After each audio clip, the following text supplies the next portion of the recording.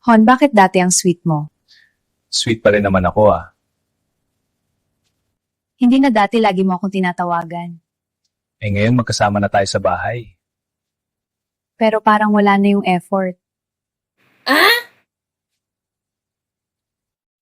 Dati kasi parang cellphone ka.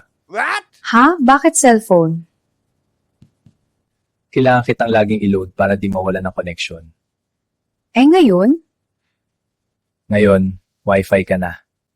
Automatic connected na ako sa'yo. Bolero ka talaga. Uy, teka, kung kinilig kayo sa usapan namin, Baka naman pwede nyo kaming tulungan. i-like nyo naman yung video Mag-comment din kayo kung relate kayo. at i-share nyo sa mga kaibigan yung may jowa o asawa. Follow nyo rin kami. Para sa mas marami pang kwentong mag-asawa na may kilig at kulitan.